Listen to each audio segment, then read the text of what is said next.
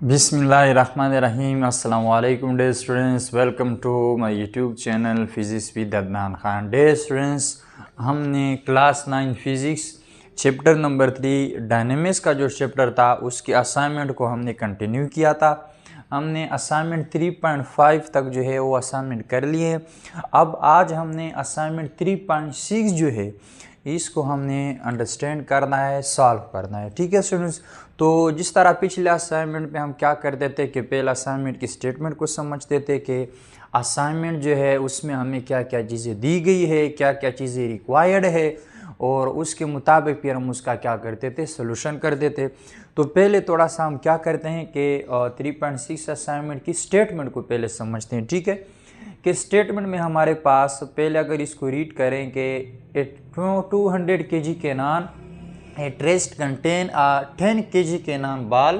When fired, the cannon ball leave the cannon with speed of 90 metre पर सेकेंड। What is the recoil speed of the cannon. ठीक, ये आपके पास assignment है। अब ये असाइनमेंट में क्या कहता है इसको समझे। देखिए, असाइनमेंट में हमारे पास एक कैनन है। कैनन का मतलब तोप जो होती है। ठीक है, उसका मास हमें दिया गया है 200 kg। एक 200 kg का जो हमारे पास एक तोप है, और उसके बाल को जो बुलेट है, तोप की जो बुलेट होती है उसको हम कैनन बाल यहाँ पर जो है कहा गया है कि कैनन का जो बुलेट है, बाल जो है कैनन बाल, उसका हमें मास 10 kg है।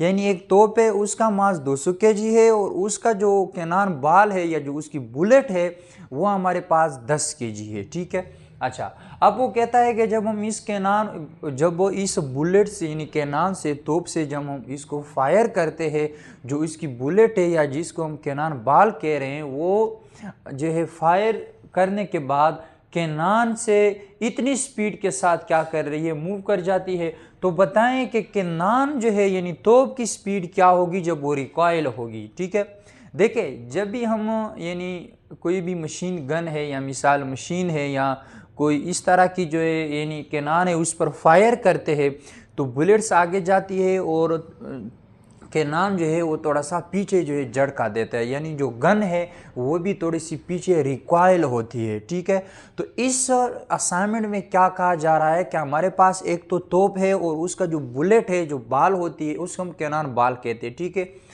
इन दोनों का हमें मास दिया गया है। कैनन जो तोप का मास 200 kg है, तो उसके बुलेट्स का, उसके कैनन बाल का 10 kg मास है। ठीक है, जब हम इस पर फायर करते हैं तो वो बुलेट जो है वो 90 मीटर पर सेकेंड की स्पीड के साथ आगे मूव करती है। ठीक है, और जो तोप है उसको जो झटका लगता है, जो रिकॉइल होती है बैकवर्ड डायरेक्शन में, वो हमने क्या करना है, फाइंड। यानी बेसिकली जो हमारे पास बुलेट है वो तो आगे की तरफ चली जाती है, जो कैनन है जो वो भी पीछे कितनी स्पीड के साथ जो है उसको झटका लगेगा, कितनी स्पीड के साथ वो क्या होगी, रिकॉइल होगी, ये हमने फाइंड करना है। ठीक है, तो इसमें पहले हम क्या करते हैं, गिवन डेटा को थोड़ा सा देखते हैं। मास ऑफ कैनन बाल हमें दिया गया है 10 kg।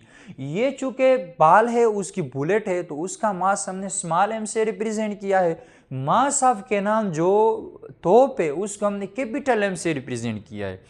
उसका मास 200 kg है, उसके कैनन का जो बाल है उसका 10 kg मास है। ठीक है, वेलोसिटी ऑफ कैनन बाल आफ्टर फायर, जब हम फायर करते हैं उसके बाद उसके बाल का, कैनन बाल की जो वेलोसिटी होगी वो कितनी है, 90 मीटर पर सेकेंड, और उसको हमने VB, बाल की वेलोसिटी, उसको हमने यानी VB से रिप्रेजेंट किया है। ठीक है, अच्छा, रिक्वायर्ड में क्या है, recoil velocity of cannon after fire, VC को हमने क्या करना है, फाइंड करना है। यानी कैनन की जो रिकॉइल वेलोसिटी है उसको हमने क्या करना है, फाइंड आउट करना है। ठीक है, सोल्यूशन में अगर हम देखें कि हमें वी नो दैट, हमें पता है कि फार्मूला है, इस फार्मूले के पीछे की क्या कहानी है इसको थोड़ा सा समझे। ठीक है, बेसिकली हमारे पास असाइनमेंट 3.6 जो है ये हमारे पास हो एक टॉपिक चेंज ऑफ मोमेंटम जो है in term of in case of explosive forces वाला जो टॉपिक है उससे ये रिलेटेड है, ठीक है।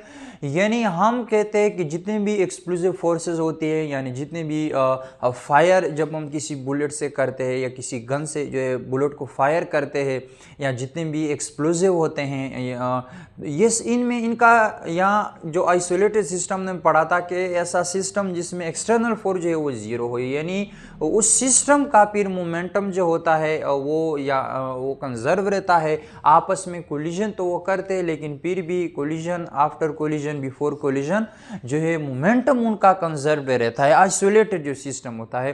तो एक्सप्लोसिव फोर्सेस जो है इसमें भी ऐसा होता है कि देखिए इनिशियल जो मोमेंटम होता है वो उनका जीरो होता है, तो फाइनल मोमेंटम भी उनका क्या होना चाहिए, जीरो होना चाहिए, ठीक है, कंजर्व रखने के लिए। तो इधर भी अगर केनान बाल को देखें ना, इनिशियल अगर इनका मोमेंटम देखे दोनों का जीरो है, क्यों? क्योंकि देखिए केनान भी रेस्ट पर है और साथ में उसके जो बुलेट है वो भी रेस्ट पर है, ये मूव नहीं करी, दोनों का ऐसा समझ लें इनिशियल मोमेंटम जीरो है। जब हम इस पर फायर करेंगे तो आफ्टर जो है फायरिंग के बाद भी या जो फाइनल मोमेंटम जिसे हम कहेंगे वो भी क्या होना चाहिए, जीरो होना चाहिए। तो इनिशियल मोमेंटम तो है ही जीरो, तो फायर के बाद जो फाइनल मोमेंटम होगा वो भी जीरो होना चाहिए। तो ये बेसिकली फाइनल मोमेंटम यानी मोमेंटम से एक रिलेट एक फार्मूला है। अगर आपने इसको फिर भी मजीद समझना है तो आपने वो टॉपिक जो है वो थोड़ा सा अंडरस्टैंड करना होगा, ठीक है। अब इसमें देखिए MVC जो है ये मोमेंटम है किसका, केनान का, तोप का, और ये मोमेंटम है किसका, जो हमारे पास बुलेट है उसका मोमेंटम है, ठीक है।